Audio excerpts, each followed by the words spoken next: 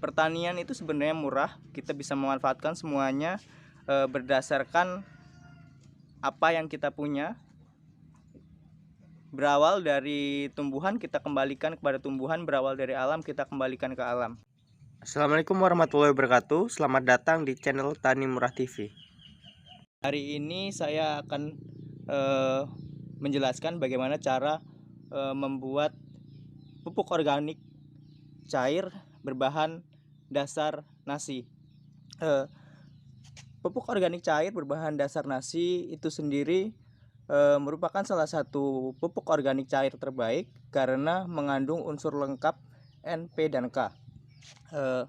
Pada dasarnya, kenapa kita harus menggunakan pupuk organik cair berbahan dasar nasi? Karena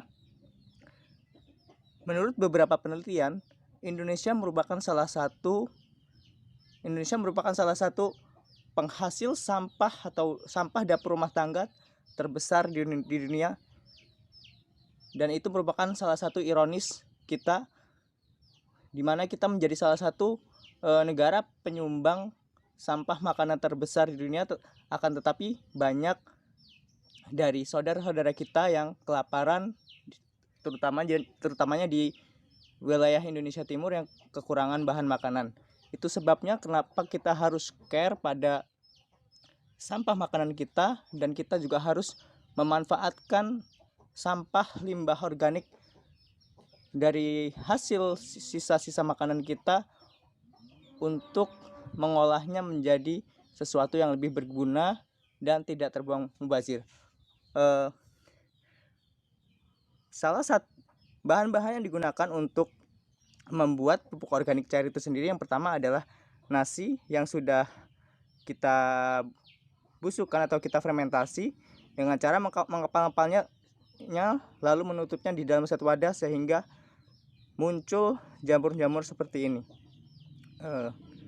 Menurut penelitian, jamur-jamur ini antaranya adalah jamur Rhizopus stolorelapus, dan bakteri yang terkandung di dalamnya sendiri itu merupakan salah satu bakteri mirip seperti yang terkandung di dalam E4, yaitu bakteri Bacillus.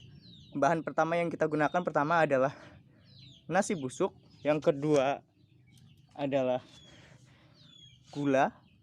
Secukupnya saja. Fungsi gula itu sendiri sebagai makanan dari bakteri Bacillus itu sendiri ataupun mikroorganisme lokal yang lainnya.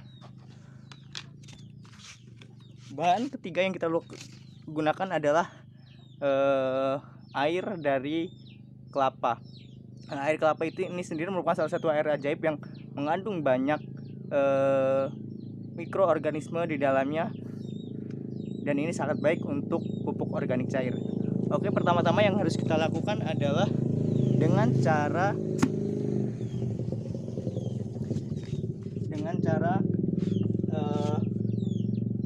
memasukkan gula ke dalam wadah aqua ini. Fungsi gula itu sendiri sebagai makanan dari mikroorganisme lokal yang terkandung di dalam nasi, dan juga berfungsi sebagai intinya agar tidak busuk bahan-bahan yang ada di dalamnya. Ya, kita masukkan seperti ini.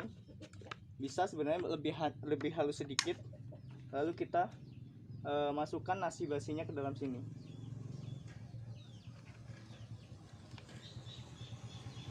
Kita masukkan semua. Oh ya, sekedar informasi, nanti untuk air itu sendiri tidak harus ataupun tidak boleh penuh dari botol ini. Ini kan botol berkapasitas 1,5 liter. Kita hanya bisa memasukkan air kelapanya sebanyak 1 liter. Kenapa tidak boleh penuh? Karena di sini kita membutuhkan rongga udara untuk mengeluarkan gas, karena pada proses ini sebenarnya nanti akan menimbulkan gas yang sebenarnya bisa kita keluarkan melalui selang, kita berikan sini lalu kita keluarkan dalam air. Jadi kita membutuhkan dua botol, akan tetapi kalau tidak ada botol dua, kita hanya membutuhkan satu, tapi kita harus rajin-rajin membukanya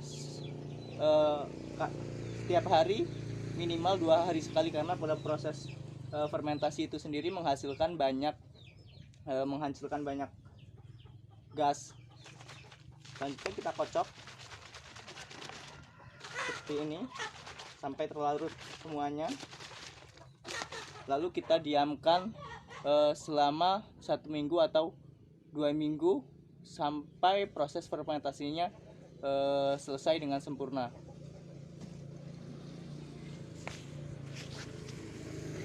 Mungkin itu aja yang dapat saya sampaikan.